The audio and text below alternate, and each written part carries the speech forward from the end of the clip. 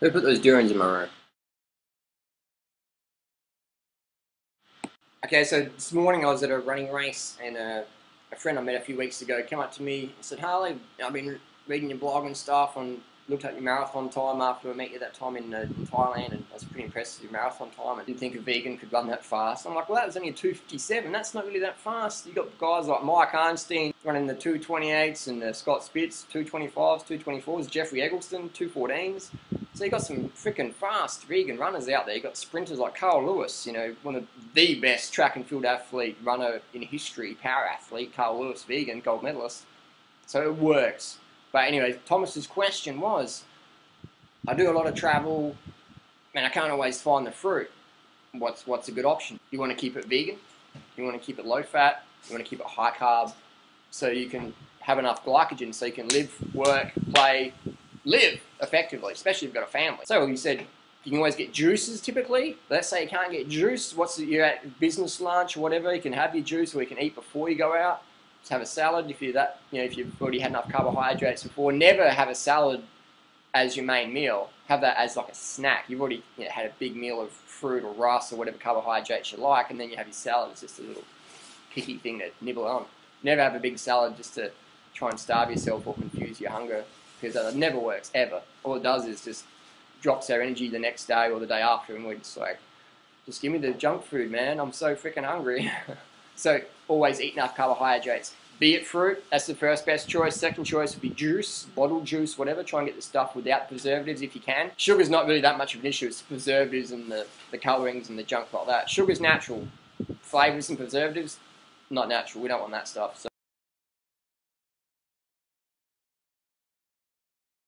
if you can, try and choose the juice with just the sugar and the water in there and the fruit. That's what you want. Let's say you can't get the fruit, you can't get the juice.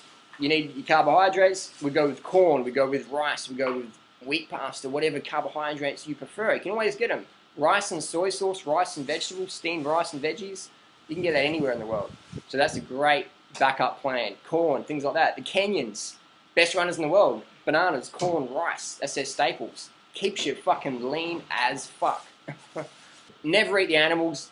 Always avoid the oil. Don't have the fried rice, have the steamed rice. That's what we want. We want low fat levels in the blood. When you consume oil or animal products, your fat levels in the blood go up, your motivation for activity goes down, everything goes down when your fat levels go up. So we want low fat in the blood, low fat in the body. The fat we eat is the fat we wear effortlessly.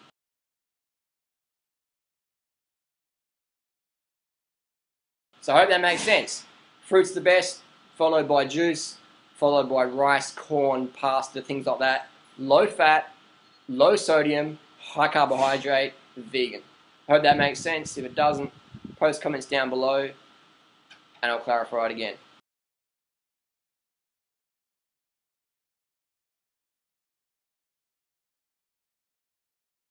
So we want to aim for 10 grams of carbohydrates per kilo of body weight per day, minimum, not less than that. Doesn't matter if you're not training that day, or if you're just sitting in bed watching pot plants. Eat 10 grams of carbs per kilo body weight per day, minimum, 100%. That's what I do. So I've done it for the last 10 years, man. And people always say, "Harley, you eat too many carbohydrates. Harley, you're too skinny." And I'm like, put the two together. Exactly.